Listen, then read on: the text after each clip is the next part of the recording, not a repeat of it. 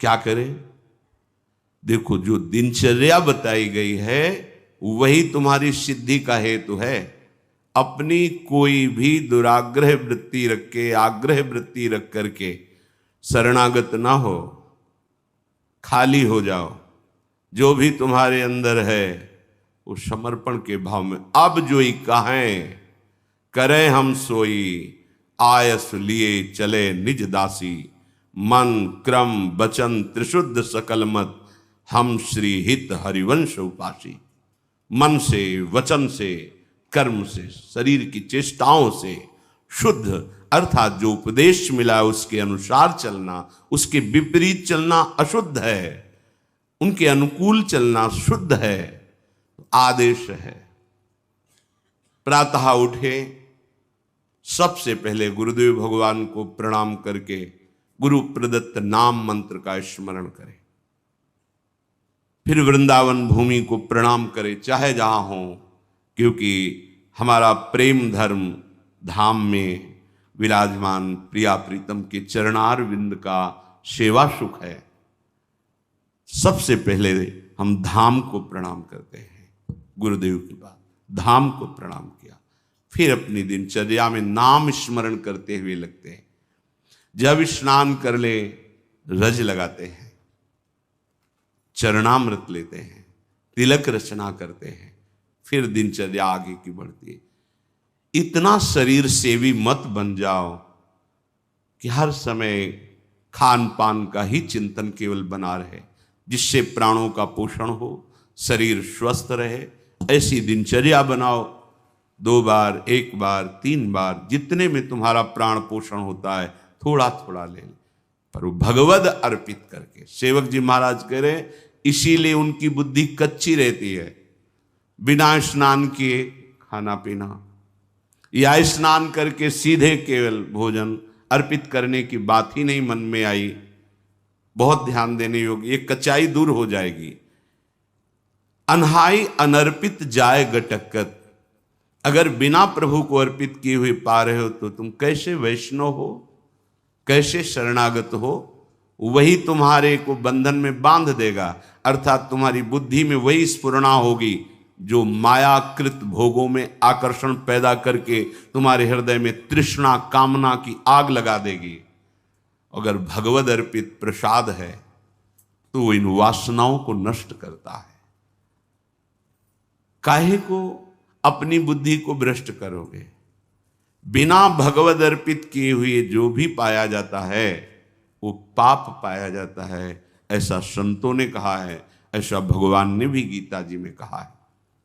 कितना समय लगता है? बहुत सहज बात है। आपको बहुत जल्दी है तो जो पदार्थ आपके हाथ में आया है पाने के लिए, आपके सामने है, एक क्षण शांत होइए, स्मरण कीजिए आराध्य देव का, भावना कीजिए कि हमारे हृदय में भी विराजमान है, और जय हो राधा वल्लभ लाल की जय हो, प्रभु पाइए, और बस पा लिए, हो गया। बहुत जल्दी है तो आप कहीं ऐसी जगह जहां छवि नहीं विराजमान, ठाकुर पास नहीं, ये उपाय कीजिए। अगर घर में है, बहुत जल्दी है तो आप दृष्टि भोग लगा दीजिए। सामने गए, थाल दिखाई, 2-4 नाम लिए, प्रणाम किया, आ गए। समय है तो विराजमान करके एक पद गाया, भावना कर रहे प्रभु पा रहे, फिर आचमन कराया, फिर प्रसाद। आपका जीवन भगवत समर्पित जीवन, शरणागत जीवन। फिर आप मनमानी आचरण कैसे? एक बूंद पानी भी अमनिया नहीं होना चाहिए अपनी जिह्वा में, प्रसादी ही पाना चाहिए।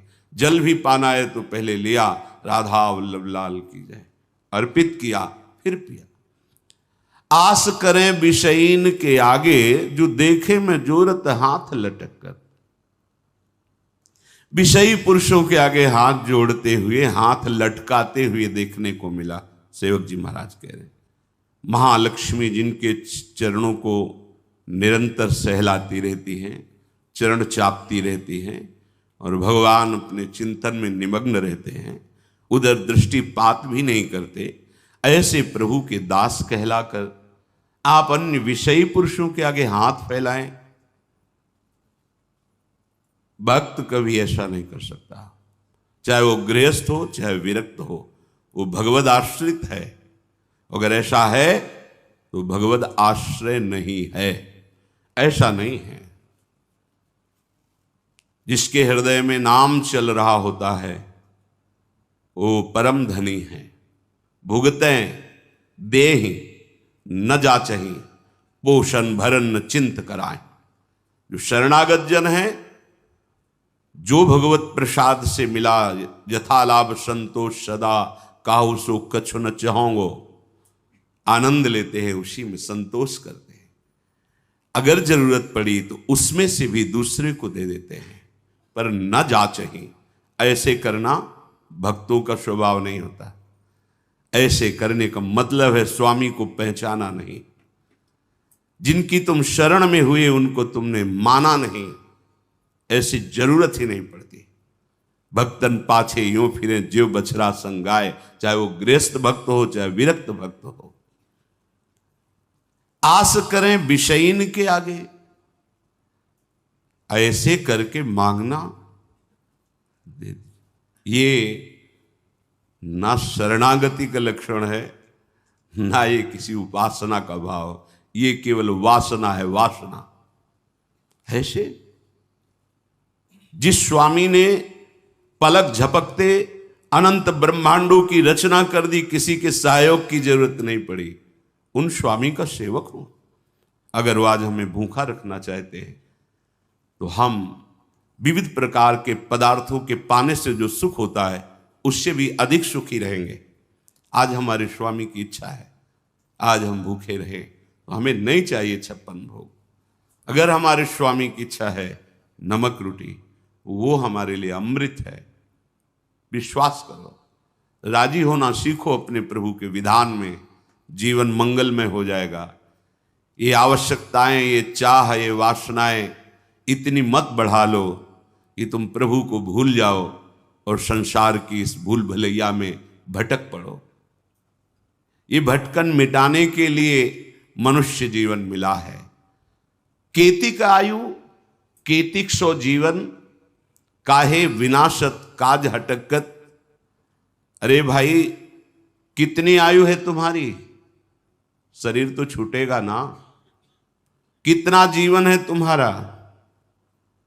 इसे तुम कलंक लगा रहे हो शरणागति में, दूसरे के आगे हाथ जोड़कर मांग करके, अन्य भरोसा करके, अन्य आश्रय रख करके। कितना जीवन है तुम्हारा?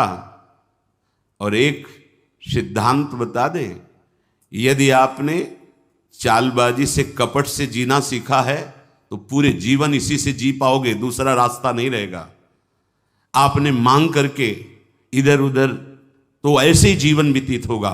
वो आप निष्ठा, तो वैसे जीवन व्यतीत होगा। तुम जैसे चाहोगे वैसे हरि तुम्हारी व्यवस्था करेगा। तुम्हारे मन में आया है कि बिना छल कपट झूठ चोरी के धन आदि नहीं आता, सुख सुविधाएं नहीं आती, तो नहीं आएंगी, तुम्हें वही करना पड़ेगा। तुम्हारी सोच है। अगर भरोसे पे हो गए जैसे हरि, तो आप दुख सुख के प्रभाव से रहित होकर आएंगे, दुख सुख उसके प्रभाव से रहित होकर परमानंद में निमग्न हो जाएंगे। इसलिए विचार करो, केतिक आयु केतिक जीवन, और ये जीवन मिला है भगवत प्राप्ति के लिए, तो काहे विनाशत काज हटकत। जो आपका प्रधान कार्य है भगवत आश्रय, भगवत प्रेम, क्यों उसका विनाश कर रहे हो? उस आश्रय का नाश क्यों कर रहे हो? किसी व्यक्ति के आगे हाथ जोड़कर वासनाओं की पूर्ति के लिए नहीं। भगवत भाव से तो सबको प्रणाम है, लेकिन आस रखकर, आस करें विषयीन के आगे। अगर आस है, ये नहीं, ये जीवन में कभी नहीं होना चाहिए, चाहे गृहस्थ हो चाहे विरक्त हो। भगवत आश्रय बिल्कुल। ये कच्चाई अगर नहीं छोड़ोगे तो आपको भगवदानंद का अनुभव नहीं होगा, और लगेगा कि कहते भी कि हम 20 साल से मंत्र जप रहे, 20 साल से शरणागत है, चलनी में गैया दुहै और दोष दैव को दे। बोले बहुत चारा लगाते हैं, बड़े बड़े थन भी हैं, खूब दूध है उसमें, पर पीने को एक बूंद नहीं मिलता, और हम दूहते भी हैं, तो किसमें दूह रहे हो? बोले चलनी में गैया दुहै, दही दो। मेरे भाग्य में दूध नहीं बदा है, क्योंकि चलनी में गैया दुहै। दोष दैव को दे, हरिगुरु कहो न माने। ये तुम्हारी कच्चाई तुम्हें परमानंद से विमुख कर देगी। साधन करते हुए भी ये असाधन वृत्तियां भगवदानंद का अनुभव नहीं होने देती। हां, यदि हमें कोई भी शरीर निर्वाह की आवश्यकता है, कोई भी हमारी कर्तव्य पूर्णता की आवश्यकता है, तो हम अपने प्रभु से प्रार्थना करते हैं कि आप देख लेना, आपको जैसा लगे आप संभाल लेना। इस कर्तव्य कार्य के लिए ऐसी व्यवस्था चाहिए, नहीं है आप देख लो। हमारे जो भी हैं, हमारे आराध्य देव हैं, जैसे गोस्वामी जी कह रहे, बने तो रघुबर ते बने और बिगड़े तो भरपूर, तुलसी औरन ते बने ताबन वे पे दूर। हमें लगता है सबको याद होगा ये बात, सैकड़ों बार सुना तो याद होगा। तो याद होने से क्या है, जीवन में उतारिए इसको अपने आराध्य देव से, बस। वो भी थोड़ी कचाई है तब